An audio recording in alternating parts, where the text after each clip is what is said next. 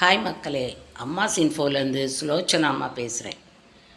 இன்றைக்கி பக்த பிரகலாதன் யார் என்பது பற்றி கூறப்போகிறேன். பக்த பிரகலாதன் அசுரகுலத்தில் பிறந்தவன். மகாபலி சக்கரவர்த்தியோட பேரன். இவன் ஏன் அசுரகுலத்தில் பிறந்தான் என்பதற்கான விளக்கம்தான் இப்பொழுது சொல்லப்போகிறேன். பிரம்மலோகத்தில் பிரம்மா தனக்கு ஹரிபூஜை செய்வதற்காக பூப்பறிக்கும் பணியை சங்குகர்ணன் என்பவர் செய்து வந்தார். தேவலோகத்து பூக்களுக்கு வாசனை கிடையாது. அதனால் பூலோகத்தில் இருந்து பூக்களை பறித்து வர வேண்டும் என்று சங்குகர்ணன் எண்ணினார்.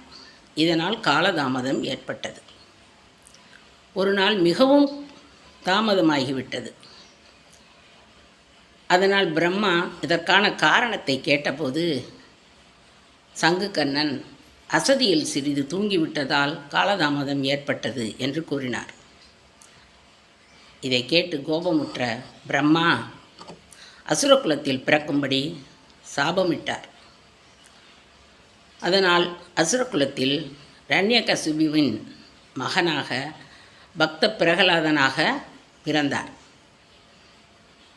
அசுரகுலத்தில் பிறந்தாலும் இவர் ஹரிபூஜைக்கு பூப்பறித்து கொடுத்ததால், அவருக்கு புஷ்ப கைங்கரியம் செய்ததால் அவருக்கு நல்ல பலன் கிடைத்தது.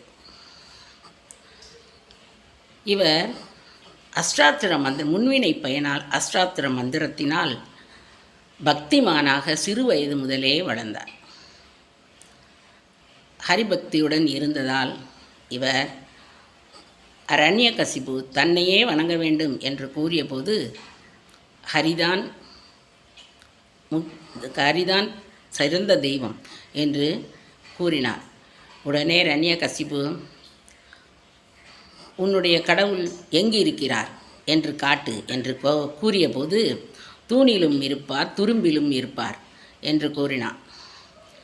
அவன் சொல்லை கேட்டு மகாவிஷ்ணுவும் தூணில் இருந்து நரசிம்மராக வெளிப்பட்டு இரண்யகசிபுவை கொன்று பக்த பிரகலாதனை ஆட்கொண்டார். இவ்வாறு பூப்பறிக்கும் தொழிலை செய்ததால் அவருக்கு அரிய பலன் கிடைத்தது.